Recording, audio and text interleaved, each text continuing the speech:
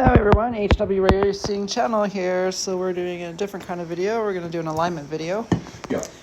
How we do mostly alignment. James does alignments. Works for us. So this is my car. Yeah. This is my Felony. So pretty much all the cars are similar. So we don't, it works for us. What can I say? Our cars go straight. So first thing is you have the car with the batteries for weight. And all I do is I'll give it a little roll and I kind of push down on it so it's kind of like set there. The Arma, everyone knows, you have your, what is this thing? 2.5. So I have an 8 scale gauge here. We do 0 for camera. This has already been done, this car. So that is 0. Okay. Now if we were out, we would go, sorry, I'm see what I'm doing here. The wheel there. You didn't see what I'm doing here. Sorry. You would go into here and you can adjust in or out the wheel. Also at the bottom there's one too. I don't play too much with those in the bottom, but once in a while you do. You'll get used to it. When you do your car all the time, you get used to it. Only certain ones move. I think this one moves and I believe this one moves. So I'm going to ask you how you adjust your 0 there. Make sure you get 0. And you start off with make sure you have a level table. I was doing it on the hobby table for a long time and it wasn't level. So that's the first thing. So now you adjust your 0. By turning this wrench, the tire will then move in or out. Get your 0. Back, you go to here. Tricky. And you adjust it. I have my wrench from my garage. This is a 1/4 mil. Works fine. You can buy a wrench too, RC wrench, and do this too, but I just find them easier. Well, so then you would turn the turnbuckle down or up to move the wheel out or in. Okay? So that's set. So you got your 0 set. I will show the steering what we do. So Brandy has these new fancy dancy Wheel nuts. Yeah, but the Arma ones are flat, so I have to get. I'm not sure about these. There's a little bit of play. Well, I don't know if they're gonna stay tight. Is my concern. Yeah, I'm not too sure. So, Sorry, I'm just gonna get 2 tires. Okay, so get 2 tires. You get 2. Sorry, I had to put the tires back. To do your steering, 2 tires equal.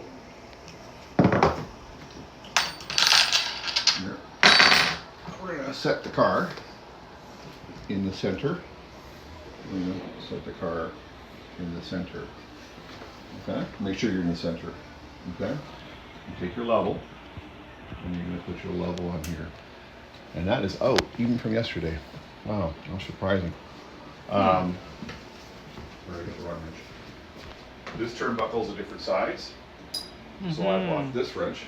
This is a TLR wrench. You can buy them cheap, like $7. And you would, traditionally, I know this car, usually it's going to be this way. So then I would take this and I would move this. I'm going the wrong way. So you put this back. And you're going to turn this until you get your bubble in the 0. Need a little bit more. Yeah. A little more.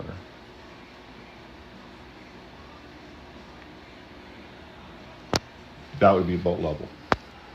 I'll do one more half. Do It's it. a quarter. It's so close, and it moves. It seems to move, So Yeah, I know. I did it yesterday. It was like. Sometimes it goes so far, and then it's like, oops. Okay, so now we're closer. So that's how we do make sure our tires are straight. Our cars go straight. They really do. The other thing that I wanted to show, not that if people do it our way or not, but the droop screws. So our cars, the droop screws are completely backed off. Here's my reasoning for that. It allows the car to pitch rotate. So, when you get on the throttle, the front end will lift. The front end will lift, the back will squat. Every time, and I have tried it, because real fast guys use droop screws to set up ride height. I have a level gauge. Every time I play with the droop screws, it doesn't work for me. And our road, what do you want to call it? The car will accelerate left or accelerate right. But when I leave them backed off, you know, we have preload in the shock. Okay, so in other words, the car can't bottom out for, it's got a squish to it, but it can't bottom out under braking. But it'll travel. So if you're driving down the road, like she's starting to run, and you go to full trigger, it'll pitch rotate. This works for us. It works for Jeff. It works, you know. So for us, that's what we do. That's how it works. Nice. It's important to do alignment. These things move, man. They really do. Yeah. And then, of course, the other thing about with steering is your servo. So, you know, if you get a new servo, or even every once in a while, take the servo arm off, put the batteries in the car remote, turn the car on, and have your trim set at 0. The servo will then correct to 0. A new servo, when you plug it in, it'll go zip, it'll return to center, and do your best to line this arm up straight. We have an adjustable link here that we can do. So you still have to adjust your trim, but you shouldn't be having to adjust your trim 40 left or 40 right. I need the perfect pass You know, one. we trim our car just before the run. We have a little road that we go back and forth on, and we give it a, 2, 3, 4 touches on the trim adjustment to go straight. And our cars go straight. So just thought if it helps people to do your alignment, it's Nice. It's a little bit fussy, but it's well worth the time. It's I can't think of the word. It's important. Finicky. Yeah, and Like you it's know, like it's important the faster you go. yeah. You know, it really is. Like you can get away with it on a car under 50. Yeah. You know, but like if you can tell the difference if you have your alignment set up, the car's basically going straight up to 50 without steering. And then on the run itself, we turn our dual rate way down, in case people don't know that, so that if you're driving a real car and you're doing 100 miles an hour, you wouldn't be going like this with the steering wheel. You'd be going like this. So turn our dual rate way down, and it's just a little touch, a light touch on the steering wheel. No one's grabbing that wheel and turning it. It's just a light little correction, and the car goes back to straight. So that's how we do it. It works for us. There's a lot of other things involved. Make sure your shock fluid is appropriate. Make sure your preload, if you can show them, we have our preload adjusters marked. I just use nail polish.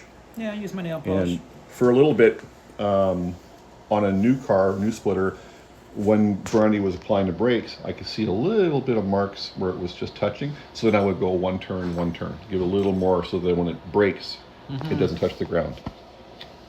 So Nice. it works for us. Just thought I'd do a little video to show people, try it, a two-wheel drive slash, a four-wheel drive slash, a Rolaro. They're pretty much all the same. The Rolaro, you can't really adjust the camber in the front to 0 because it has those 3 positions. You can get close, but it's important you do your alignment if you're going to speed run. I did an alignment on the our new car, having ran it yet. The machete. So that, because it didn't come out of the box right, it was all kind of messed up. Yeah. So, it'll help you guys. You'll go faster if you go straighter. Nice. Okay. All right. Let's see what else we're gonna do.